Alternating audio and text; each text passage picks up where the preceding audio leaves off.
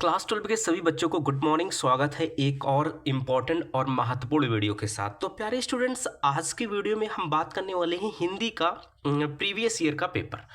और इस पेपर को देखने के बाद आप बहुत कुछ सीखेंगे और इस पेपर को आपको हल भी करना है, क्योंकि यहाँ से हल करेंगे ना तो हल करने पे क्या होता है कि 50% क्वेश्चंस आपके यही वाले इस बार भी देखने को मिलेंगे जो आप एग्जाम देने जा रहे हैं 24 फरवरी को। ठीक है, तो ये पेपर आपके लिए हल करना भी इंपॉर्टेंट हो जाता है। साथ ही साथ हम ये बताएंगे कि कहाँ से कौन सा टॉपिक कितना पूछा जा रहा है, आपको सब कुछ पता चलेगा, इंस्ट्रक्शन का पता चलेगा, क्या रूल्स होता है, क्या तरीका होता है, सब कुछ पता चलेगा। तो MKS क्लासेस को सभी लोग ज्वाइन कर लें, क्योंकि यहाँ पर हर वो इंपॉर्टेंट और सेलेक्टेड चीज़ें आएंगी जो आपके लिए इंपॉर्टेंट रहेगी। देखिए, समान हिंदी 2024 का ये पेपर है। पूर्णांक यहाँ पे हिंदी का पेपर 100 नंबर का होता है।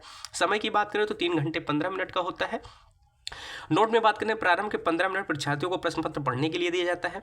निर्देश की बात करें तो संपूर्ण प्रश्न 2 भाग यानी खंड का और खंड खा में विभाजित है, 2 भागों में। ठीक है, दोनों खंडों के सभी प्रश्नों का उत्तर देना क्या है, कंपलसरी है। ये इंस्ट्रक्शन आपको वहां भी देखने को मिलेगा।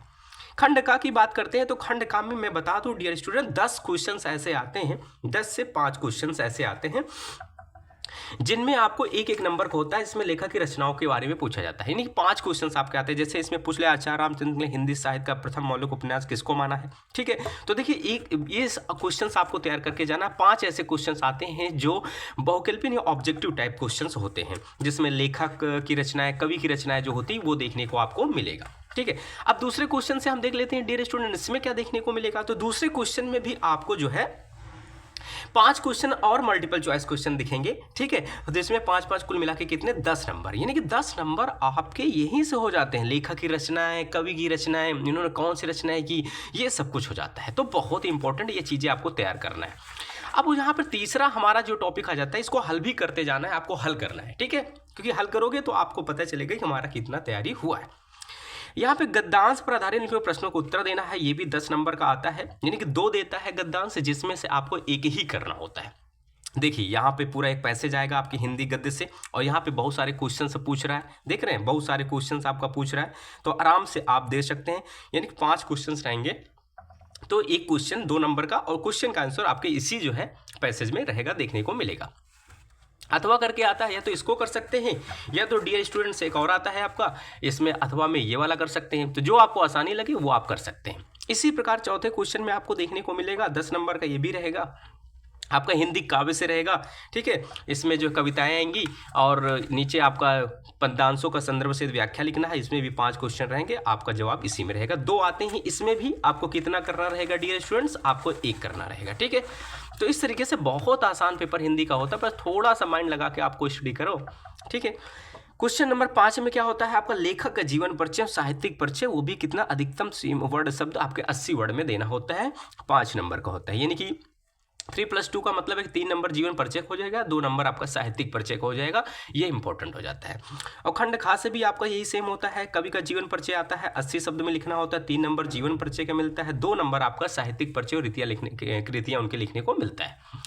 अब यहाँ पे हम 6वां क्वेश्चन में क्या दिखेंगे, बहादुर व लाठी की कहानी का उद्देश्य आपको लिखना है, अधिकतम वर्ड 80 शब्दों में, 5 नंबर का। या तो इसमें का कोई दोनों में से एक करना है आपको, या तो यहाँ नीचे आता है ध्रुव यात्रा की कहानी कथा व संक्षेप में लिखो 80 वर्ड में। तो बहुत आसान होता है, ये आपको तैयार ही करना है, ये आपको देखने को मिलता है। ठीक है, अब हम 7वां यहाँ पे क्वेश्चन देखते हैं। ठीक है, 7वां क्वेश्चन यहाँ पे देखते हैं, तो यहाँ पे खंड काव्य पे आधारित किसी खंड काव्य के प्रश्न का उत्तर देना होता है। मतलब कि देखिए, अब बहुत सारे क्वेश्चंस आपको देखने मिलते हैं, लेकिन आप जिस डिस्ट्रिक्ट से बिलोंग करते हैं, जैसे हम अगर प्रतापगढ़ डिस्ट्रिक्ट से बिलोंग करते हैं, तो हमारे लिए जो होता है वो सत्य की जीत होता है। तो सत्य की जीत ही लिखना है प्रतापगढ़ के स्टूडेंट्स के लिए, ये ध्यान दीजिएगा।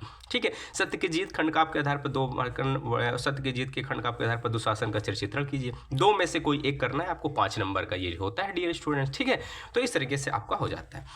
अब हम क्वेश्चन नंबर 8 की बात करते हैं। संस्कृत अनिवार्य आपका जो होता है हिंदी में, उसका संदर्भ जो है हिंदी में अनुवाद करने के लिए होता है, वो कितने नंबर का, 7 नंबर का होता है। जैसे यहाँ पे ये दिया है, ये दिया है, ये बहुत सारे चैप्टर हैं और इंपॉर्टेंट, उसको पढ़ लेना है, आराम से हो जाएगा। ठीक है, अब उसके बाद हम देखते हैं आगे खा वाले में संस्कृत अनुवाद से श्लोक देता है, उसका भी आपको यही संदर्भ सहित अनुवाद करना होता है, ये भी 7 नंबर का है। तो कितना आसान होता है डियर स्टूडेंट्स, अगर आप अच्छे से तैयारी कर सोच समझ के करो तो हिंदी में 100/100 आराम से लाया जा सकता है, रणनीति से तैयारी करोगे तो। क्वेश्चन नंबर 9 में क्या होता है, आपका किसी एक अर्थ वाक्य प्रयोग करना होता है, मुहावरे जो होता है 4 देता है, जिसमें से एक ही करना होता है। सोचो 4 में से एक, वो भी 2 नंबर का मिल जाता है आसानी से, ठीक है। और यहाँ पे 10वां क्वेश्चन क्या देखने को मिलता है, 10वें में आपको हमने कहा ना कोई आपका एक ऐसे कहानी देता है, गद्यांश पर कहानी देता है, उनके प्रश्नों को उत्तर देना होता है। देखिए कितना आसान होता है, कोई पैसेज बढ़िया सा है और नीचे क्वेश्चन दिया, क्वेश्चन का आंसर आपके इसी पैसेज में होता है, 5 नंबर का होता है, बहुत ही प्यारा है, ठीक है। ये हो गया, तो 2 में से कोई एक ही करना होता है। आइए हम क्वेश्चन नंबर 11 की बात करते हैं। 11 से यहाँ पे व्याकरण से स्टार्ट हो जाते हैं आपके बहुत सारे इंपॉर्टेंट टॉपिक है, ठीक है। जैसे यहाँ पे शब्द युग्मों का सही अर्थ चयन करके लिखना होता है, ठीक है। और किन्हीं इसमें तो बोला नहीं कि कितना करना, तो दोनों आपको करना पड़ेगा। और शब्दों में किसी एक शब्द के 2 सही अर्थ लिखना है, ठीक है, ये भी ध्यान दीजिएगा। और गा वाले में क्या पूछता है, शब्द चयन करके लिखना है आपको, ठीक है। ये इसमें आपका जो है शब्द समूह के लिए एक शब्द हो जाता है, आराम से कर लीजिएगा। और घा वाले में क्या होता है, निम्नलिखित 2 खंड का आपको शुद्ध करने के लिए आता है, तो अशुद्ध देता है, जिसमें शुद्ध करना होता है, भी 2 नंबर का। और उसके बाद यहाँ पर देखिए श्रृंगार रस अथवा करुण रस की परिभाषा उदाहरण सहित, श्लेष अलंकार और ये आपका या संधि अलंकार की परिभाषा उदाहरण सहित, दोहा अथवा छंद कुंडलियों की परिभाषा उदाहरण से, कितना आसान है आपका दे देता है, ठीक है। तो ये आपको याद करना ही पड़ेगा डियर स्टूडेंट्स, ये आपके लिए कंपलसरी है, ठीक है। अब यहाँ पे 13 नंबर क्वेश्चन देख लेते हैं। 13वें में हमारा हो जाता है स्टूडेंट्स की परीक्षा के समय बिजली कटौती न करने के लिए जिलाधिकारी को प्रार्थना पत्र। प्रार्थना पत्र तो बहुत आसान है, इसमें कोई रटना नहीं होता है, जिस चीज़ के बारे में कहा जाए बस हिंदी में थोड़ा तरीका आप जान लीजिएगा। वैसे भी मैं सारा कुछ बताऊंगा आपको, कौन इंपॉर्टेंट याद करना है कौन नहीं, तो आपको परेशान नहीं होना है। 14 क्वेश्चन में किसी एक पर भाषा विषय में निबंध लिखना है, 9 नंबर का होता है, आराम से हेडिंग डाल के बढ़िया से क्लियरिटी के साथ आपको लिखना है। ऐसे लिखोगे तो बहुत अच्छे मार्क्स आपके मिल जाएंगे। तो हिंदी का पेपर था, प्रीवियस ईयर का पेपर था डियर स्टूडेंट्स, ठीक है। तो इस तरीके से ऐसे पेपर आपका हिंदी का आता है, तो सभी लोग इस पेपर को देख लें और हल भी कर लीजिएगा, काफ़ी ज़्यादा नॉलेज आपको मिलेगा। और ऐसी सेम पैटर्न पे 2025 में भी आपका यूपी बोर्ड एग्जाम में हिंदी का पेपर देखने को मिलेगा। तो आज की इस वीडियो में इतना ही है, सब्सक्राइब जरूर करिएगा चैनल को, वीडियो को लाइक करिएगा। मिलते हैं नेक्स्ट वीडियो में। जय हिंद, वंदे मातरम।